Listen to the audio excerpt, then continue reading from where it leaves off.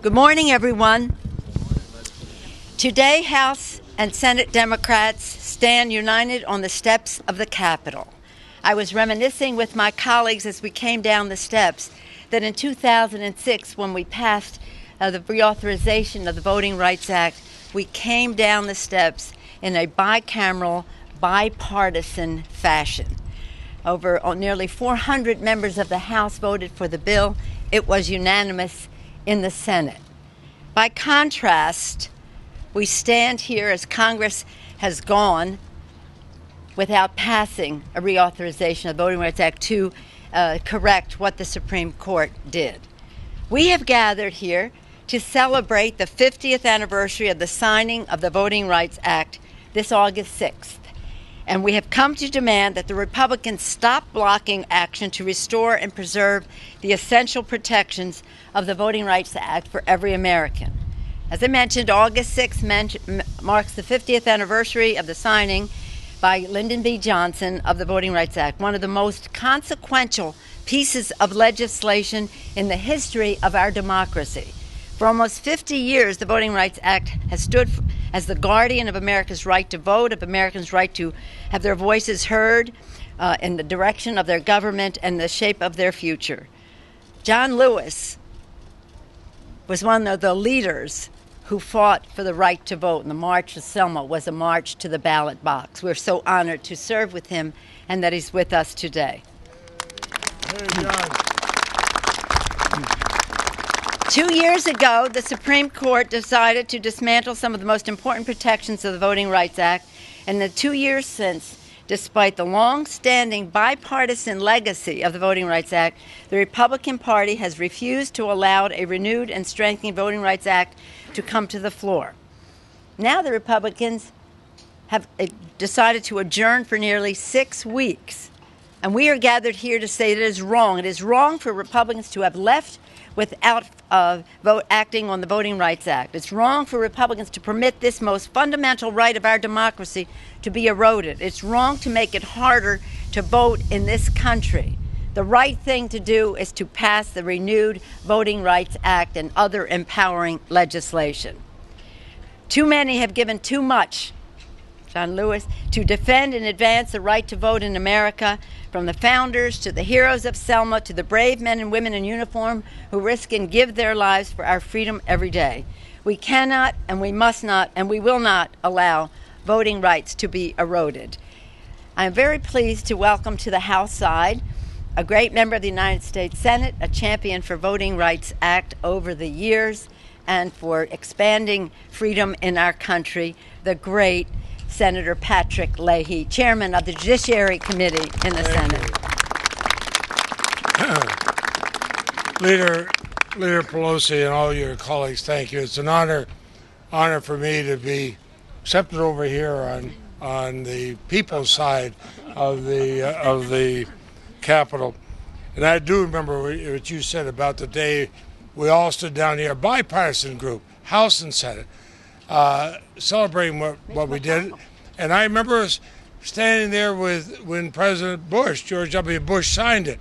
And we talked about what a great bipartisan effort it was. And then I heard, and after hundreds of us came together, following hundreds of hours of hearings, hundreds of hours of debate, and then in a short debate in the Supreme Court, five members said, no, we know better. In fact, one of those justices said, when it was told it passed unanimously in the U.S. Senate, well, then it must be suspect if it passed unanimously in the Senate. Nobody reminded him that he had been confirmed unanimously by the U.S. Senate. So that was suspect. Mr. Hoyer says that was suspect, and I tend to agree. You know, there are a lot of Republican senators running for president. Not one of them wants to restore the Voting Rights Act. They've walked away from what has always been a bipartisan effort and a bipartisan commitment to the foundational right to vote. If they join in a bipartisan effort, we could pass this. And it is wrong that we don't. It is wrong for every state. It is wrong for our families. It is wrong for our children. It is wrong for our grandchildren. It is wrong for the country. We should pass this. The thing that underpins democracy in America is that everybody gets a right to vote. So this should be a call to action. To mark the 50th anniversary, this is not a history lesson. This is a call to action. Let's send the word out around the country. Tell Republicans, stand up, do what's right for America. Thank you very much.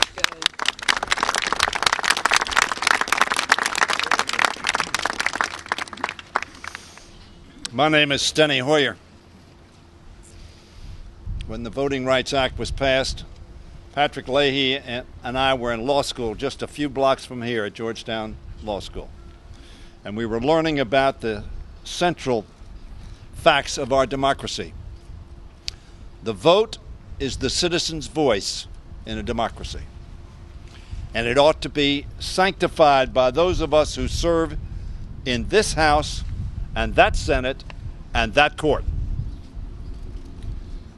And in 2006, we adopted overwhelmingly in a bipartisan fashion in the House of Representatives a Republican chairman of the Judiciary Committee, Jim Sensenbrenner, and a Republican Senate, and signed by a Republican president, the reauthorization of the Voting Rights Act, which was adopted in 1965. That law was the product of so much blood, sweat, life, and suffering by heroes like Martin Luther King Jr., by our own colleague John Lewis, and Jim Clyburn, a leader in the civil rights movement, and Jimmy Lee Jackson, beaten and shot by state troopers. His death led to the Selma March. Reverend James Reeb, a white Unitarian minister from Boston, beaten to death by vigilantes while walking down the streets in Selma for voting rights. And Viola Liuzzo, mother and housewife from Detroit, who was shot by the KKK members while she drove activists between Selma and Montgomery to redeem the right to vote, the citizen's voice. They marched, sang, sat in, boycotted, made freedom rides, and risked violence, and many suffered violence, to register voters and demand an equal voice for all Americans. It was one of the most important achievements of the 20th century, and indeed in all of American history. 2 years ago, the Supreme Court, by a 5-4 vote, undermined the Act's effectiveness and protections by striking down a key provision of the Voting Rights Act that enables the Justice Department to prevent discriminatory practices before they occur. And since the Shelby versus Holder ruling, and I might say we have the representative of Selma here with us today. Shelby versus Holder ruling, states and local governments have moved quickly since that decision to implement voting rules that wouldn't pass muster under the preclearance requirement in the original Voting Rights Act or its bipartisan, as the leader pointed out, reauthorization in 2006, signed by President Bush. Many of these rules have effectively disenfranchised African Americans, Latinos, Asian Americans, students, and seniors.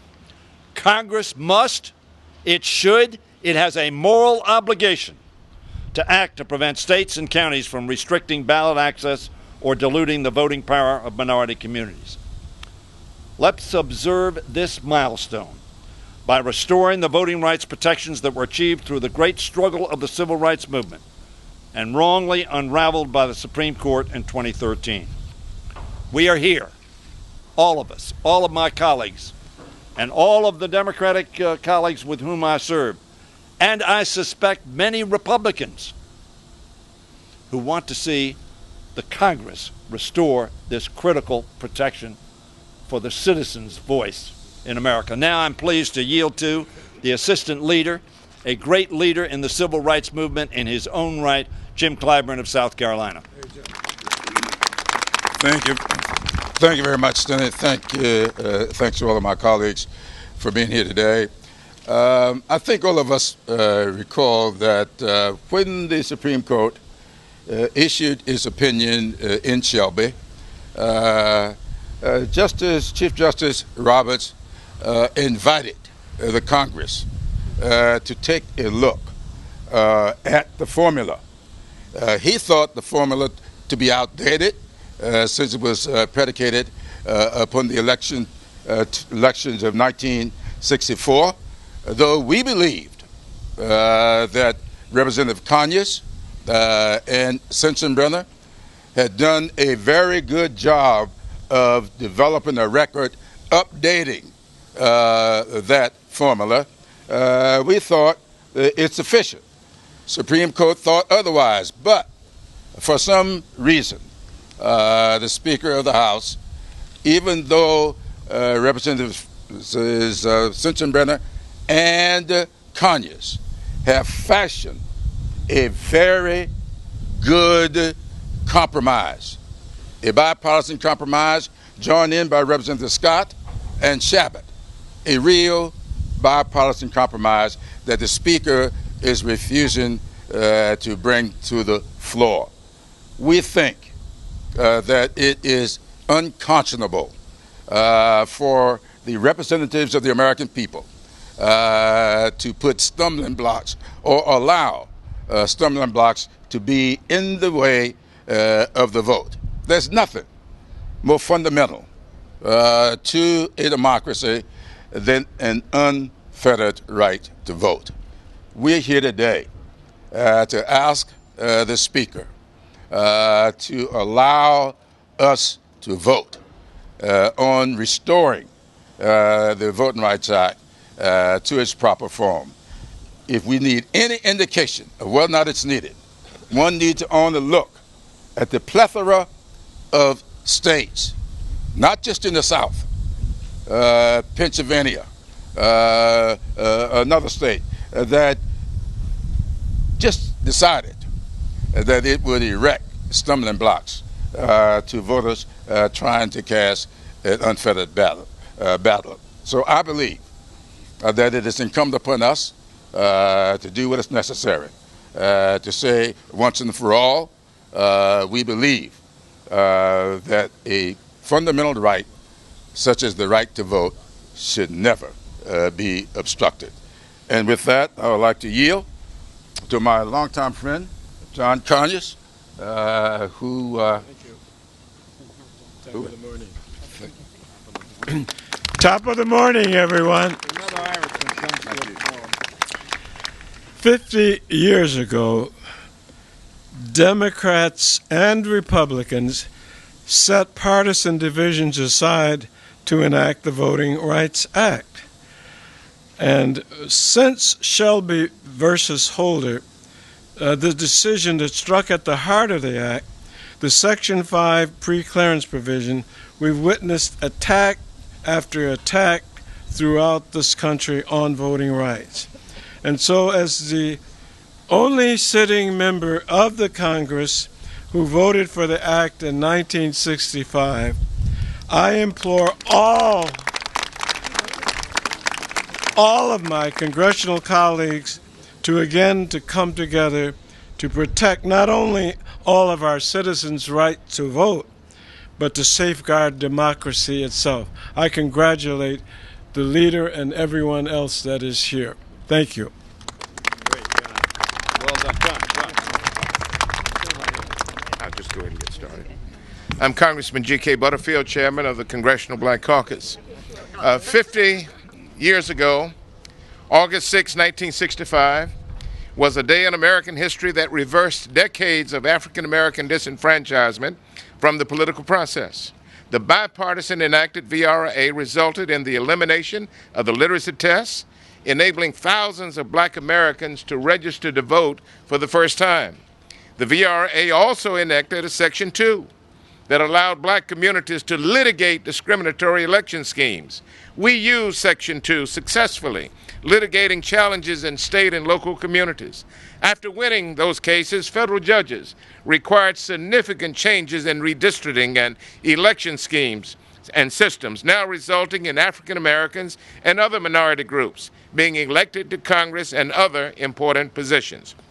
Finally, Section 5 was enacted requiring jurisdictions with a proven past of voter disenfranchisement to submit any new changes to their election laws to obtain federal preclearance before the decision could be implemented.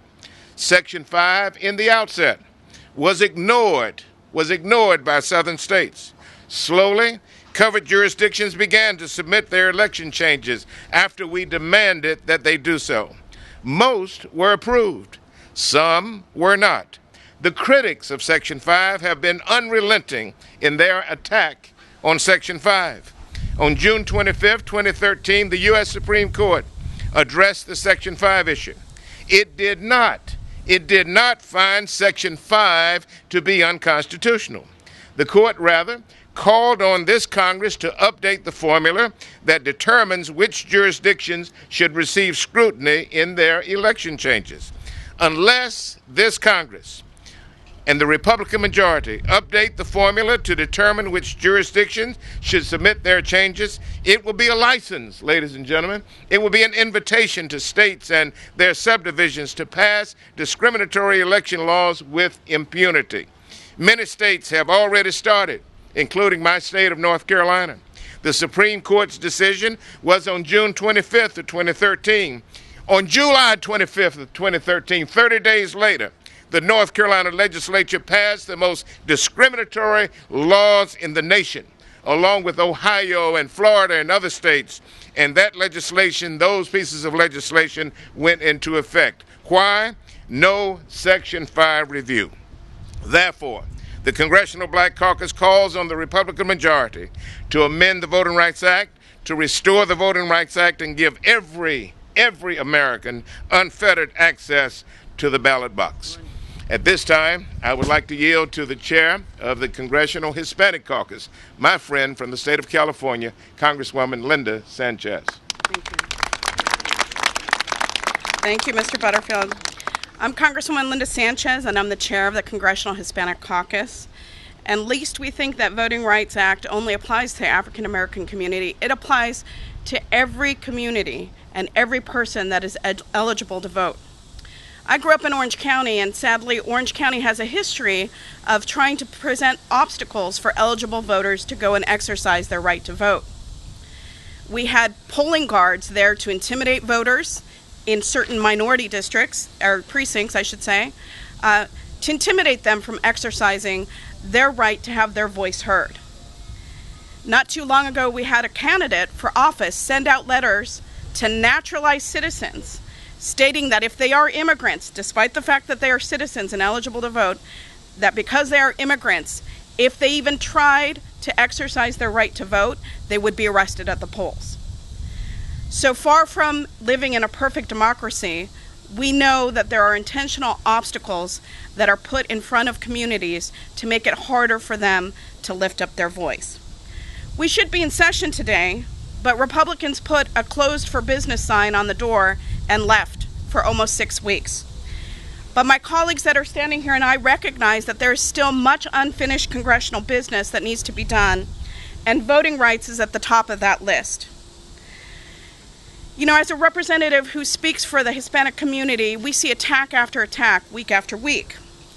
And whether that's Donald Trump's offensive stereotyping of Latinos, or an effort to make it harder for Latinos to exercise their vote at the ballot box, we see these attacks as ongoing. The first step to strengthening our democracy is protecting the rights of its citizens to participate. And legislation can do that. So on this upcoming 50th anniversary of the signing of the Voting Rights Act, we need to get to work to strengthen voting rights in this country. We can do this by passing the Voting Rights Advancement Act. But my friends, it doesn't stop with passing legislation, although that is a critical piece.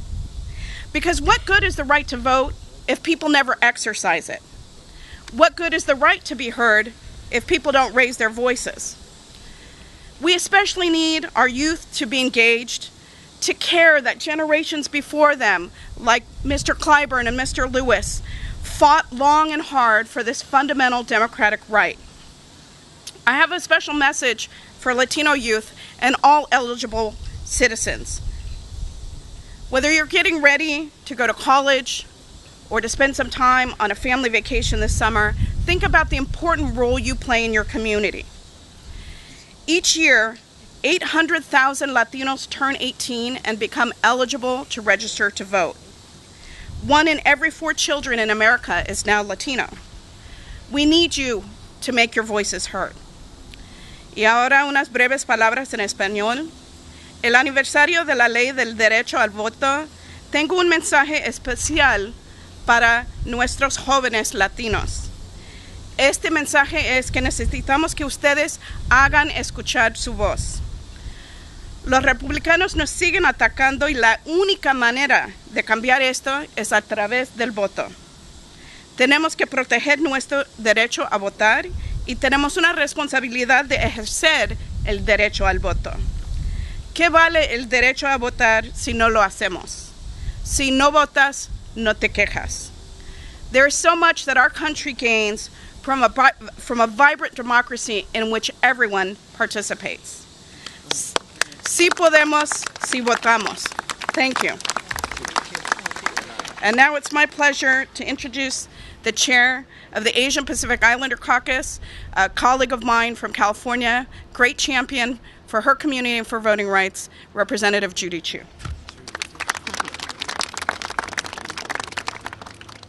I am Judy Chu, chair of the Congressional Asian Pacific American Caucus, and I join my colleagues in support of restoring one of the most sacred rights we have as Americans, the right to vote. We know what it's like to be prevented from voting. It was Congress that passed the Chinese Exclusion Act of 1882, which prevented Chinese Americans from becoming naturalized citizens so that they could not vote. For 60 long years, this lasted, leaving a legacy of disenfranchisement. But that all changed 50 years ago, when hundreds of ordinary people did extraordinary things. They marched from Selma to Montgomery, encountering violence, prejudice, and hate. But they persevered, and because of them, the Voting Rights Act passed. For over 40 years, the Voting Rights Act was one of the best tools to combat communities of all backgrounds that were previously denied a voice in our government. For Asian American Pacific Islanders, 70% of whom were born in another country, this meant translations of voting materials, absentee ballots, and freedom from intimidation at the polls. And for this, we are so very grateful. As we commemorate the 50th anniversary of the Voting Rights Act, I urge my Republican colleagues to do the right thing. Allow the legislation to the floor that restores the Voting Rights Act. And now,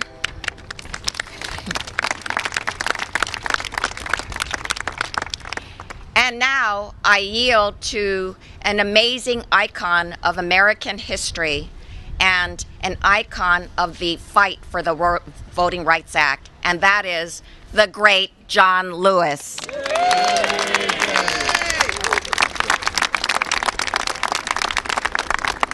Thank you very much. I want to thank my friend and my colleague for yielding. Today is a very warm day. It is really hot. It was not this hot on August 6, 1965. It was not this warm on March 7, 1965, when we attempted to walk across the Edmund Pettus Bridge from Selma to Montgomery. But we are here 50 years later, demanding that the Congress, that our Republican colleagues do the right thing and bring a voting rights bill to the floor. I've said it over and over again, and I will be brief because I said it's hard. The vote is precious. It is almost sacred in a democratic society. It is the most powerful non-violent tool that we have at our disposal. We should get it right.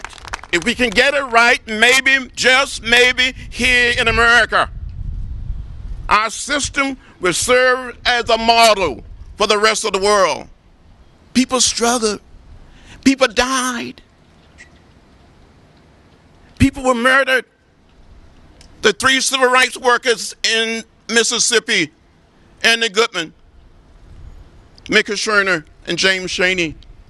And we cannot forget the young African-American man,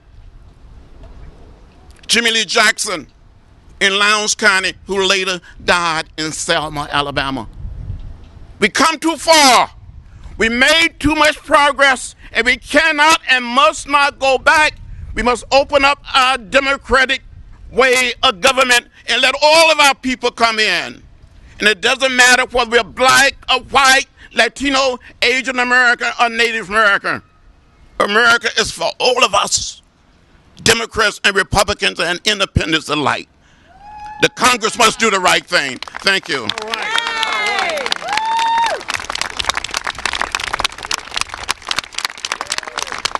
That would be a perfect call to action, but I do want to acknowledge how honored we were to have the participation of our colleagues in the United States Senate. Once again, a champion for voting rights and civil rights and equal rights, Patrick Leahy, but also a member of the House, the Senate Democratic leadership, Chuck Schumer, who is helping us on this. So with John Lewis's call to action and the facts that are presented by our colleagues, we are leaving these steps and taking this drumbeat across America. By August 6th, the whole country will be aware of what the choice is here. As has been mentioned by Mr. Clyburn, our assistant leader, and others, George Bush proudly signed this bill.